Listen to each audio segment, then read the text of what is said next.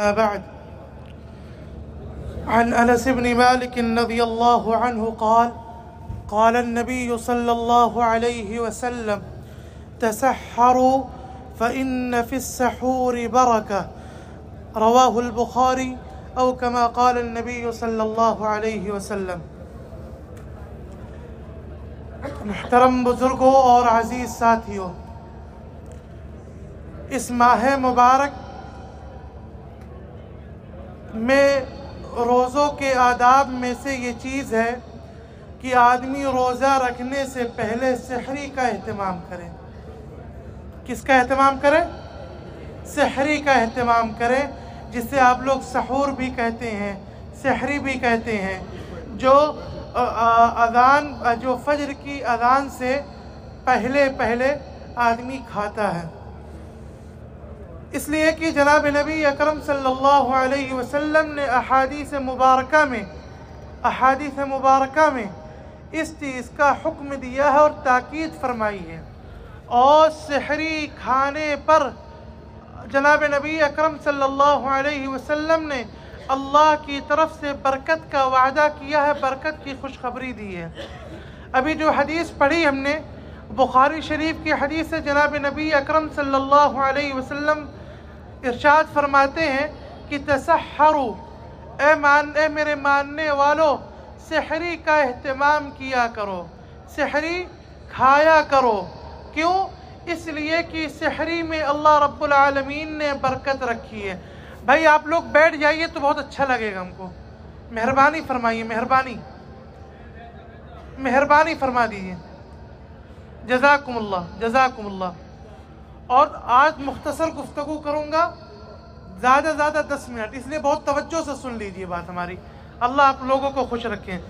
جناب نبی اکرم صلی اللہ علیہ وسلم نے فرمایا کہ سحری کا اہتمام کرو، سحری کھایا کرو، اس لیے کہ سحری میں اللہ رب العالمین نے برکت رکھی ہے۔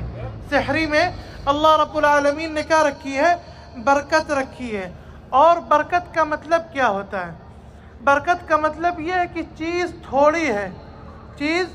تھوڑی ہے اور کام اس میں زیادہ ہو جائے، چیز تھوڑی ہو اور کام اس میں زیادہ ہو جائے۔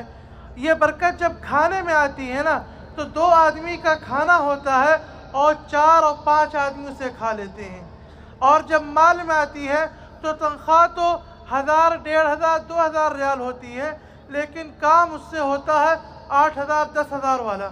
ہوتا ہے کہ نہیں ہوتا؟ لوگ اللہ تعالیٰ جس کی تنخواہوں میں برکت دیتے ہیں، جس کی کمائی میں برکت دیتے ہیں، کام ہوتا ہے کہ نہیں ہوتا؟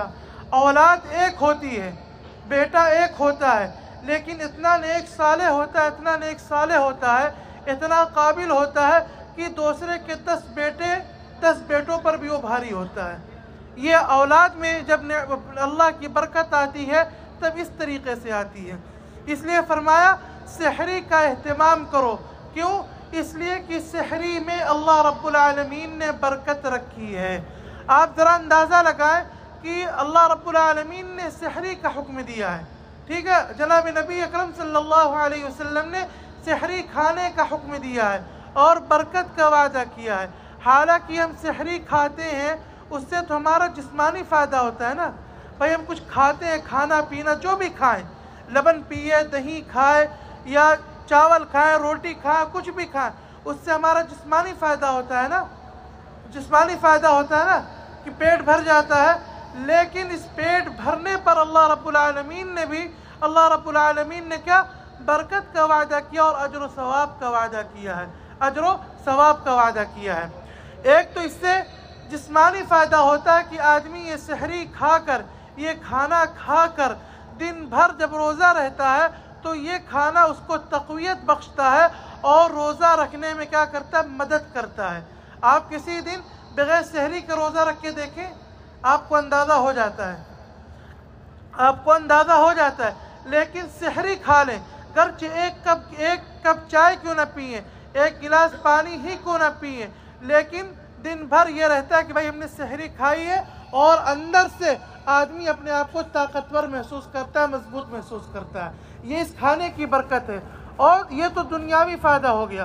اخروی فائدہ یہ ہے کہ آدمی جب سحری کھاتا ہے تو سحری کھا کر اپنے اس عمل سے وہ اپنے اور یہود و نصارہ کے روزے میں فرق کرتا ہے۔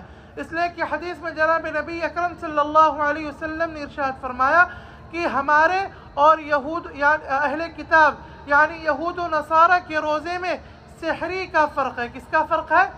سحری کا فرق ہے۔ ان کے روزوں میں سحری نہیں تھی، ان کے روزے میں سحری نہیں تھی۔ ان کے ہاں کیا ہے؟ جو آدمی جب سو گیا تب سے اس کا روزہ شروع ہو گیا۔ اگر ایک آدمی افطار کیا، افطار کے آدھا گھنٹہ کے بعد سو گیا اور اس کے بعد 1 گھنٹہ کے بعد اٹھتا تھا تو اس کا روزہ شروع ہو جاتا تھا، اس کا روزہ شروع ہو جاتا تھا۔ لیکن ہمارے روزے میں اللہ رب العالمین نے سحری کا حکم دے کر ان کے اور ہمارے روزوں میں فرق کر دیا ہے اور ہم پر بہت بڑا احسان کیا ہے۔ ورنہ آپ ذرا اندازہ لگائیے کہ افطار کر کے عشاء کی نماز پڑھ کے ہم سو جاتے 8:30 بجے 9 بجے اور 11 بجے اٹھتے روزہ شروع ہو جاتا، کیا حال ہوتا ہمارا؟ کیا حال ہوتا؟ صحیح کہہ رہا ہوں کہ نہیں؟ اندازہ لگائیے۔ اس لیے اس کھانے کا اہتمام کیا کریں، اور ضروری نہیں اس کے لیے کہ آپ پورا کھانا پکائیں، یہ کریں وہ کریں، نہیں۔ حدیث میں جناب نبی اکرم صلی اللہ علیہ وسلم نے ارشاد فرمایا سحری کھاؤ گرچہ پانی کا 1 گھونٹ ہی کیوں نہ پی لو، سحری کا اہتمام کرو گرچہ پانی کا 1 گھونٹ ہی کیوں نہ پی لو۔ یعنی آپ جب 1 گھونٹ پانی پی لیں گے تو اللہ رب العالمین اس 1 گھونٹ پانی کی برکت سے آپ کو دن بھر مضبوط رکھیں گے، آپ کے اعضاء قوی رہیں گے، آپ کو کمزوری کا احساس نہیں ہوگا، آپ کو کمزوری کا احساس نہیں ہوگا۔ دوسری حدیث میں جناب نبی اکرم صلی اللہ علیہ وسلم نے ارشاد فرمایا کہ آدمی کو سحری کا اہتمام کرنا چاہیے اور سحری کے اندر کھجوریں کھانی چاہیے۔ کیا کھجوریں کھانی چاہیے۔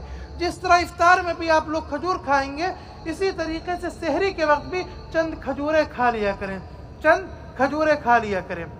اب یہ بات تو سمجھ میں آ گئی۔ اب اس کے علاوہ کچھ باتیں اور کہنی ہے۔ وہ کیا ہے کہ آدمی جب سحری کے لیے اٹھے تو اپنا پورا وقت صرف کھانے اور پینے میں نہ گزارے، صرف کھانے اور پینے میں نہیں، کھانا بنانے اور کھانے اور پھر برتن دھلنے میں نہیں۔ آپ اتنی پہلے اٹھیں کہ آپ اللہ کی توفیق سے 2 رکعت 4 رکعت تہجد پڑھ لیں، تھوڑا سا استغفار کر لیں، سحری کھا لیں یا سحری کھا کے یہ کام کر لیں۔ ایسا نہیں کہ جلدی جلدی میں آئے کھائے پیے اور بس۔ اور دوسری چیز کہ آدمی جب سحری کھائے تو سحری کھا کر فجر کی اذان سے 5 سے 6 7 منٹ پہلے فارغ ہو جائے۔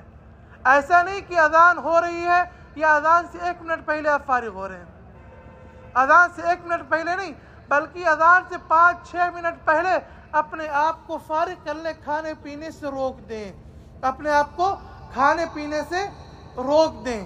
اور ایک جو حدیث آپ لوگوں نے سنی ہوگی کہ حدیث میں آتا کہ اللہ کے نبی علیہ السلام نے ارشاد فرمایا کہ اگر اذان ہو رہی ہو اور آدمی کچھ کھا رہا ہو تو اسے چاہیے کہ اسے مکمل کر لے۔ سنا ہے نا آپ لوگوں نے اسے؟ اور بہت سارے لوگ کرتے ہیں کہ اذان ہو رہی ہوتی اور کھا رہے ہوتے ہیں۔ وہ یاد رکھیے یہ غلط مطلب آپ لوگوں کو سمجھایا گیا ہے۔ یہ مطلب بالکل نہیں کہ اس کا تعلق رمضان کے روزوں سے کہ آپ فجر کی اذان ہوتی ہے اور آپ کھاتے رہے۔ یہ عام حالات کی بات ہے، یہ عام حالات کی بات ہے۔ دیگر ایام میں آپ کھانا کھا رہے ہیں اور اذان ہونے لگی تو اللہ کے نبی علیہ السلام کا حکم یہ ہے کہ آپ اپنا کھانا کھاتے رہیے، اس لیے کہ اذان جب ہوتی ہے تو اذان کے سننے والے پر اذان کا جواب دینا ہوتا ہے کہ نہیں ہوتا؟ مسنون ہے کہ نہیں؟ اذان کا جواب دیا جاتا ہے کہ نہیں؟ تو اس سے کہا کہ ایسا نہیں کہ آپ اپنا کھانا چھوڑ کے اپنا لقمہ نیچے رکھ کے اذان کا جواب دیں، نہیں، آپ اپنی ضرورت پوری کر لیں۔ لیکن رمضان کے باب میں کیا ہے کہ آپ احتیاط کریں 5 سے 6 منٹ پہلے۔ قرآن مجید میں اللہ رب العالمین نے کیا فرمایا؟ حتی یتبین لکم الخیط الابیض من الخیط الاسود من الفجر کہ صبح صادق تک، اور آپ کو پتہ ہوگا فجر کی اذان صبح صادق کے بعد ہوتی ہے، فجر کی اذان صبح صادق کے بعد ہوتی ہے۔ اور یہاں کیا کہا گیا کہ صبح صادق تک کھاؤ، صبح صادق تک، اس لیے 5 سے 6 منٹ پہلے اپنا کھانا پینا بند کر دیا کریں، ورنہ آپ کا روزہ نہیں ہوتا۔ جو آدمی فجر کی اذان پہ کھاتا رہتا ہے اور اذان پوری ہونے تک کھاتا رہتا ہے، اس کا روزہ نہیں ہوتا، وہ اپنے روزے کی قضا کرے، اپنے روزے کی قضا کرے۔ اذان سے 5 سے 6 منٹ پہلے روک دیا کرے۔ آپ تقویم دیکھیں یا جو مؤسسات وغیرہ سے رمضان کیلنڈر آتا ہے، اس میں ایک ہوتا ہے امساک، دیکھا نا، ایک امساک ہوتا ہے اور ایک فجر کی اذان کا وقت ہوتا ہے۔ امساک کے معنی آتے ہیں رکنے کے، اپنے آپ کو روکنے اور رکنے کے۔ تو فجر کی اذان اور امساک میں آپ دیکھیں گے 4 منٹ 5 منٹ کا فرق ہوتا ہے کہ نہیں ہوتا 4-5 منٹ کا فرق؟ تو اس لیے اس کا اہتمام کریں۔ لوگ اس میں غفلت بہت برتتے ہیں، لوگ اس میں غفلت بہت کرتے ہیں۔ ذرا سا بے احتیاطی کی وجہ سے اپنے روزوں کا جنازہ نہ نکالیں، اپنے روزوں کو خراب نہ کریں۔ ذرا سی بے احتیاطی کی وجہ سے اپنے روزوں کو خراب نہ کریں۔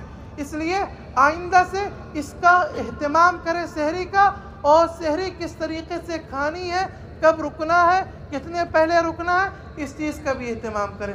اللہ رب العالمین ہم سب کو کہنے سننے زیادہ عمل کی توفیق عطا فرمائے، اپنی مرضیات پر چلائیں، نامرضیات سے بچائیں۔ سبحانک اللہم بحمدک، نشہد ان لا الہ الا انت، نستغفرک ونتوب الیک۔ سبحان ربک رب العزة عما يصفون، وسلام علی المرسلین، والحمد للہ رب العالمین، والسلام علیکم ورحمۃ اللہ۔